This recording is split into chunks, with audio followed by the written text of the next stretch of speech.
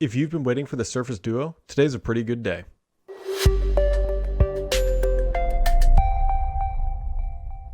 Welcome back, friends. If you have been holding out for one of these guys, the Microsoft Surface Duo, today is, quite frankly, a pretty good day. Microsoft is pulling back the curtains or opening them up or whatever it is Microsoft does with curtains and telling us all about the Surface Duo, including price and availability. And let's just get that out of the way. You can start pre-ordering it today, and it will arrive September 10th. That's when you can get your dirty little mitts on it, September 10th. It's going to cost you $1,399 or $1,400 just to get into it, and that is not cheap. But we're going to talk through some of the pricing and how you can kind of justify it, but it's expensive, it's premium. I'm going to roll the B-roll because honestly, that is what you care about. And so the Surface Duo, for those who aren't familiar, it's a foldable device. Now, it's not one giant screen. It's technically two screens connected with itty bitty little wires in between, and it allows you to fold it in many different ways. And Microsoft is super happy about it. It runs the latest version of Android.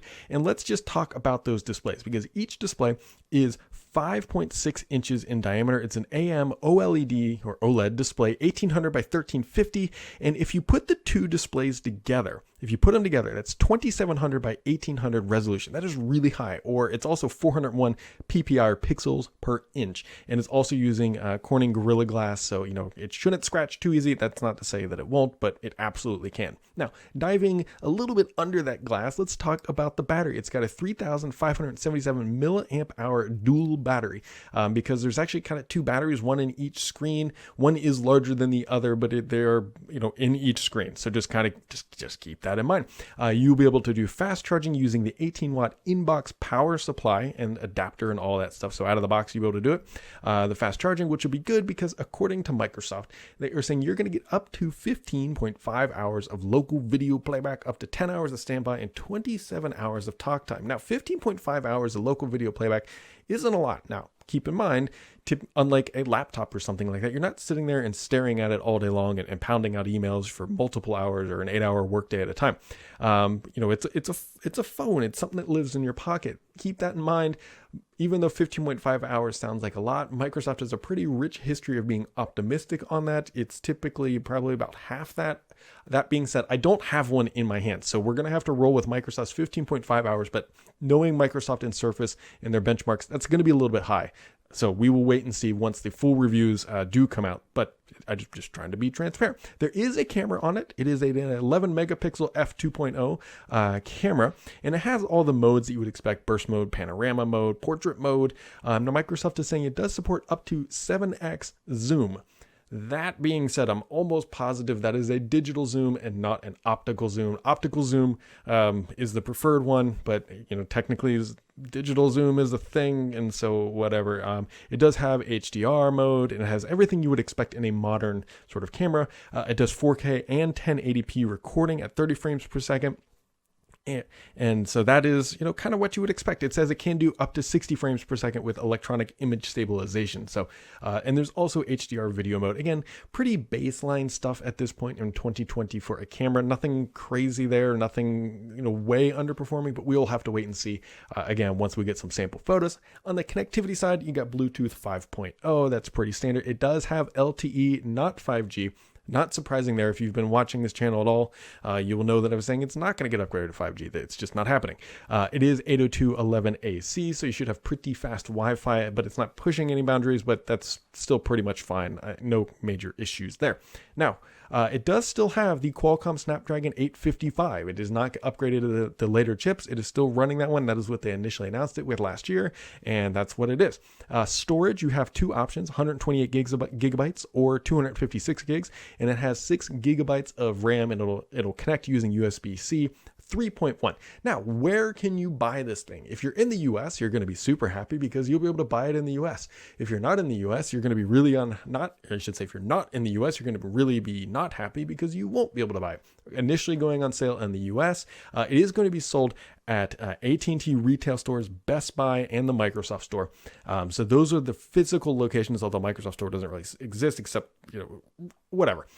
You will be able to buy it on MicrosoftStore.com, that is for sure. It will run on AT&T, and then there are unlocked versions that will allow it to work on T-Mobile and Verizon Wireless. So if you are in the US, it should work pretty well across, the different carriers, just depending on your specific need. That is impossible to answer, but no, for the big guys, it will be working. Now, keep in mind that this is an Android powered device.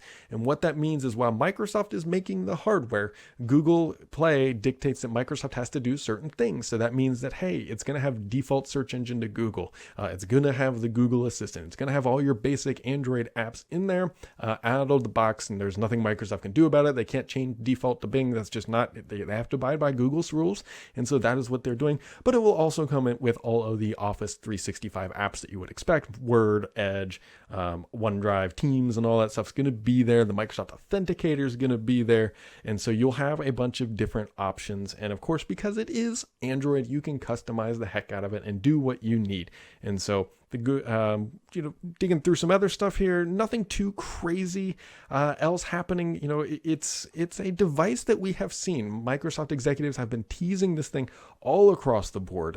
Even senior vice president at Google was tweeting it out, although he kind of leads that up, and so that's not all that surprising. Now, let's talk about that price for a second, because $13.99 is not cheap, folks. That's a lot of dinero. Now, if you look at the landscape of smartphones, because if you look at a high-end iPhone 11 Pro, it can be $1,350. That is not cheap. Now, if you look at the Galaxy Note S, the Galaxy Note Ultras that were just announced, or even the Galaxy Fold devices, when you look at that type of market, the Duo I don't think is too outpriced. I think it's definitely premium. I can't get over the fact that it is that expensive. You can't ignore that, but it's also not priced itself out of the market compared to other dual screen devices out there, at least from the high end from Samsung. So keep that in mind. I'm not trying to say that everyone should go out and spend that. This is well beyond impulse buy range. This is not something you just walk in and then just grab and put it in your pocket and walk out and be happy, because it's not cheap.